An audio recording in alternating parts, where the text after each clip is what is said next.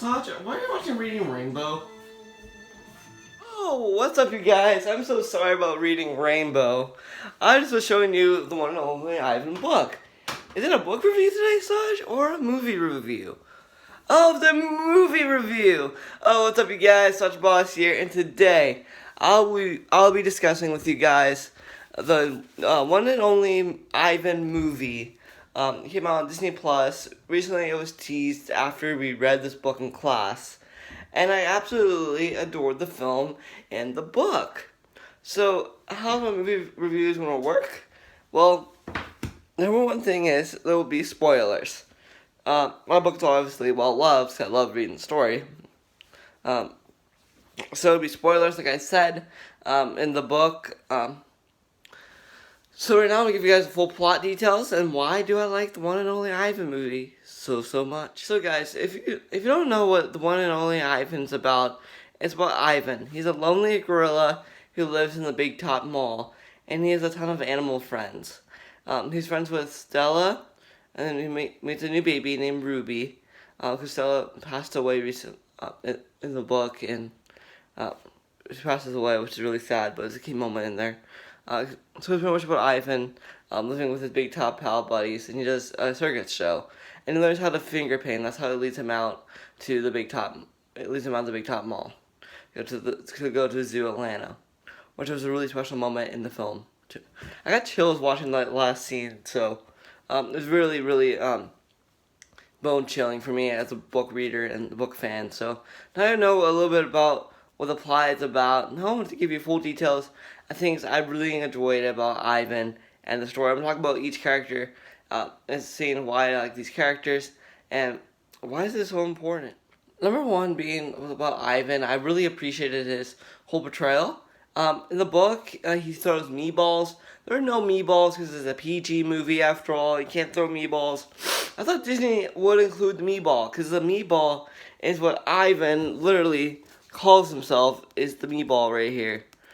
He throws meatballs in the book, which there's no meatballs, sadly, which is really disappointing. I was really disappointed there's no meatballs. I was kind of sad about that. Ivan's domain is like luxurious to what his domain in the book looks like. There's some similarities of Ivan's domain in the book and new things they added in the movie. So number one being the things are kept the same in the book. He lives in the domain, obviously. He lives with Bob. He lives with Nut Tag. And he likes to finger paint, stuff like that.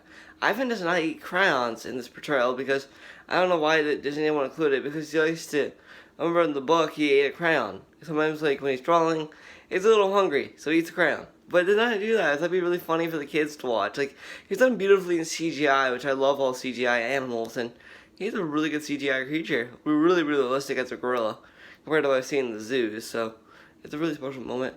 New thing they added was Ivan's hammock. Ivan lives on one of those gorilla leaf hammock things. It was really cool to see that in the book.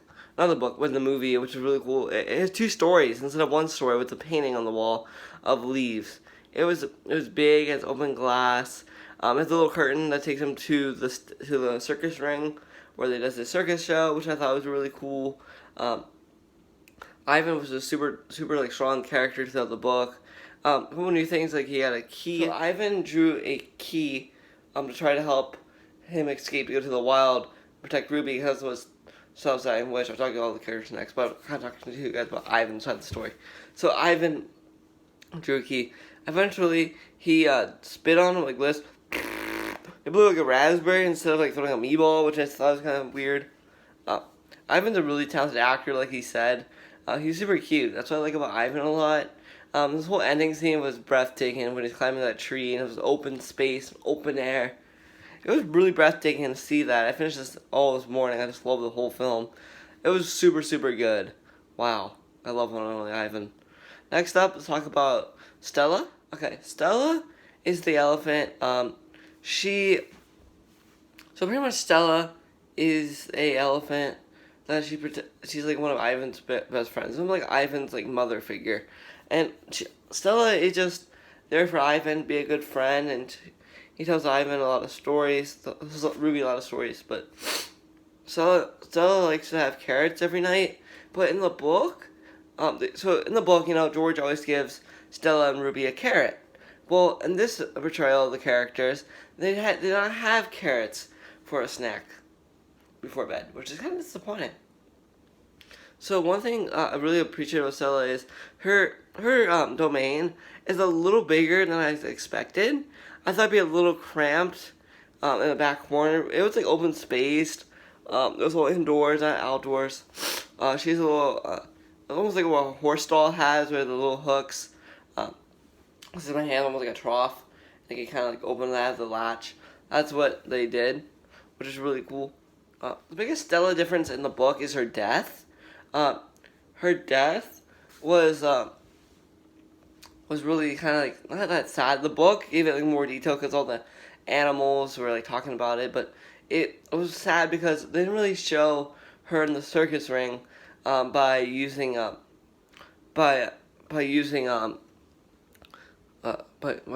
one of tricks, and Mac notices it that she's injured. She's they call it a vet. I'm like, Mac doesn't have money for a vet, and no vet showed up, which is good. But she just vanished like Mufasa from The Lion King. Remember how Mufasa dies? It's how Stella dies. Just like that transition scene, which was unique. I wish it was PG-13 to show the garbage truck taking the body. It makes it more emotion. I really wanted to see that in live action form. But they did not end up doing it, because after all, it's a kid movie. But I feel like it's a kid's book and a kid's movie. Why can't they make it PG-13, add the dark elements of the characters we need to know and love, to understand their feelings, and how they escape eventually to go to somewhere safe. So another thing I like about Stella is like her mothering aspects. Like she's actually like a mother in the book, but in the movie you don't really get to see that bond with Ruby, because Stella was only in there for like the first half of the movie. I wish her voice was a little like louder and like softer, which it was, just like the book portrays it. But I really like that like bond between Ruby and Stella. But we rarely got to see that in the movie, which is really sad, because all we see is like she died like in like the first 20 minutes of the film, which was sad because we got to know a little bit more about Stella in the book than actually when watching the movie, because like in the book there's a whole like section dedicated to Stella and Ruby and the portrayals. Like I just love that, but there's no really that bond, the mother and daughter bond between and Stella, which was a really big key in this book. There's not in the movie, because the movie's only an hour 35 minutes, and they cannot include that bond. But Disney did a good job though, seriously. Next up, let's talk about Ruby. Okay. So Ruby is in the movie. She's super cute. I love that character. Well, only Bob portrayal of Ruby, probably one of my favorite things he's done in a story arc. But I really appreciated Ruby's appearance in the movie. Ruby came from the circus. We don't really get to see her backstory, because in the book is a whole backstory from the circus. She said she just Matt got her for cheap because it's a circus animal, because he's losing money. Financially, he doesn't really do well. But so I got Ruby to bring more people into his circus, which was okay. See Ruby, I love her a lot. The thing I didn't like about Ruby in the movie is Stella's the one getting her out with a carrot. Someone gave her a carrot to get out of the trailer truck, which does happen. She got it, so helped get her out, but it was really like Mac. So it's a book where Ruby is kind of learning her tricks. She got so tired of doing it, she literally sneezed on Mac and literally had his wig fall off. And I didn't know Mac had a wig, which is kind of weird. Seriously, I'll talk to Mac in a minute. But so Ruby literally hit him in the trunk, and places unknown, parts unknown, the nuts. He hit him with a grind shot in the book, which in the movie did not happen. It was only in the trailer. In the little trailer where she's getting out of the car, she hit him in the nuts there. She doesn't even know Mac yet, and that's when she did it. But like, she was a savage in the book, because the cattle prod. From the book, One and Only Ivan, there is a little cattle prod scene where Mac kind of just treats the animals really sad. It's really sad though. In the book, I don't think the movie included it. The movie did not even mention it, or like Ruby's kind of like animal abuse. It's really sad of Ruby's character. Like Ruby's a super happy young girl that loves talking.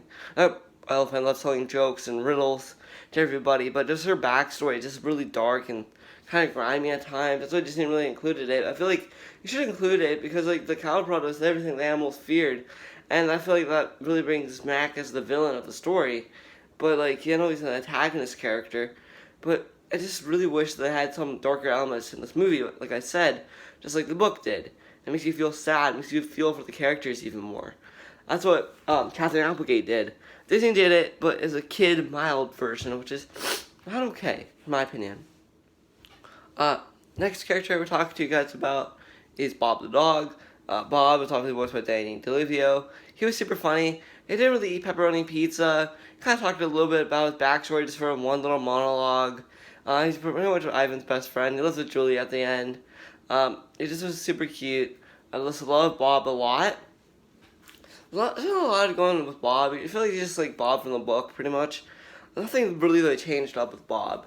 He lives with Ivan, still sleeps with Ivan's belly, and Bob still dreams about the fluffy donut. So Bob always like helping Ivan draw, come up with ideas. But there's a lot more of Ivan's art in the book than the movie because Ivan can see everything. Ivan's art scenes are really spectacular to see on the big screen. My teacher was going to take us on a field trip to go see this movie, which we did not because of COVID. But I love this movie, and the portrayals are really cool. Bob is probably stays the same most from the book. Now let's talk about the other. There's two new characters. We got the seal, which died in the book because of pennies. We stole a lot of pennies, and Mac had to pay the medical bills to fix the animals. Because Mac really mistreats the animals. I'll talk to you more about when I talk about Mac and the humans. Henrietta plays baseball. He does chicken. We have a rabbit. He drives the fire truck, which breaks when they all escape to go to the wild, which is kind of funny. Bob, one thing different from Bob, he bites the security guard's butt, and that's how he got the key, which is really cool.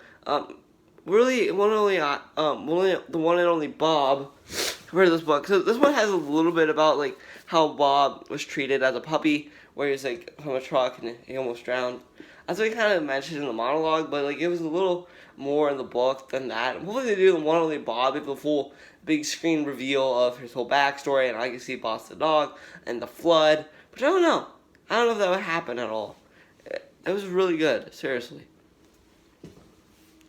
Now let's talk about Snickers the dog is in this movie, and I absolutely love Snickers.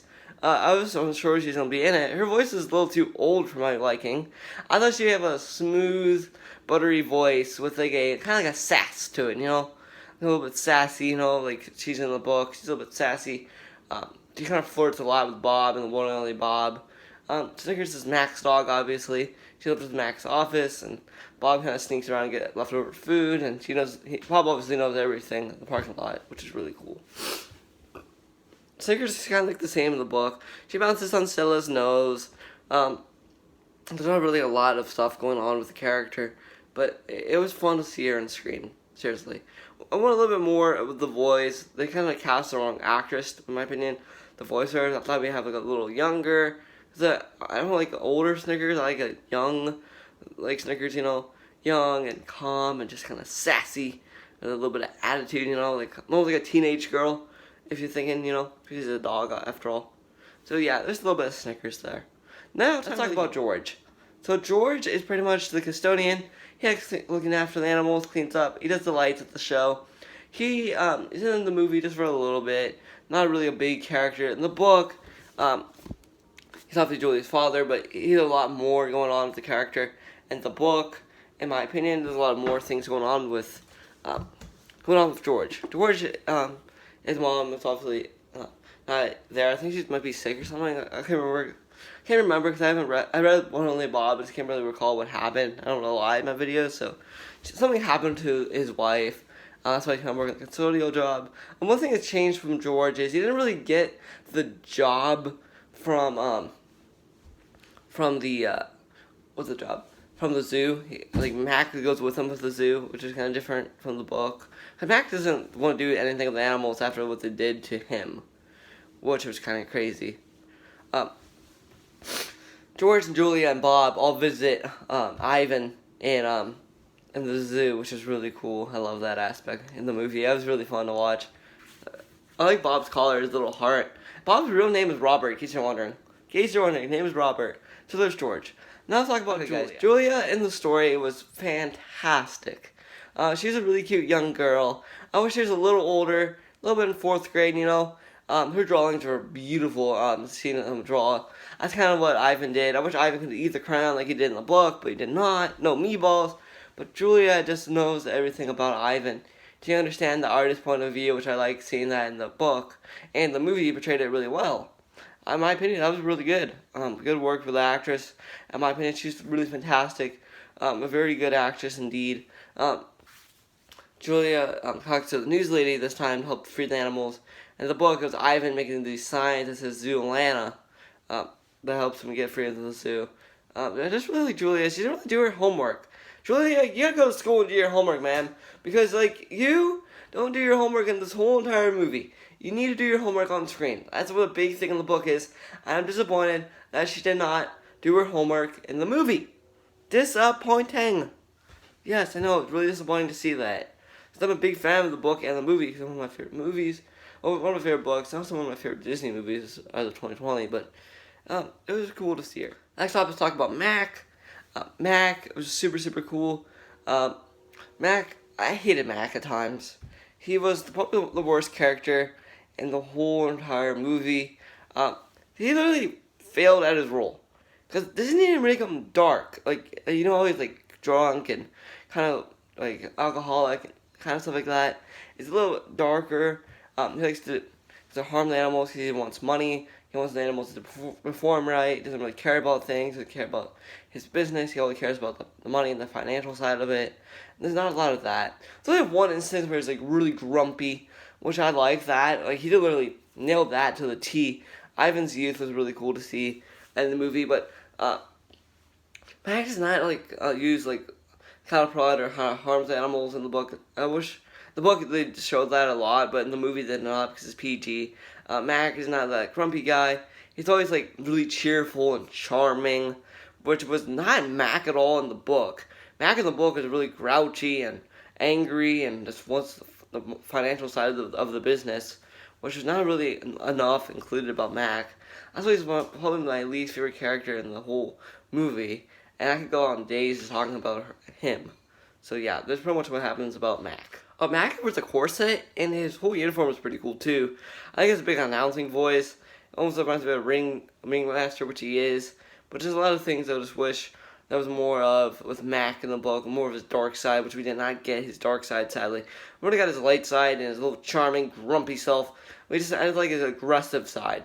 The aggressive side in the book, literally kind of scared me reading it. It makes me feel for the characters.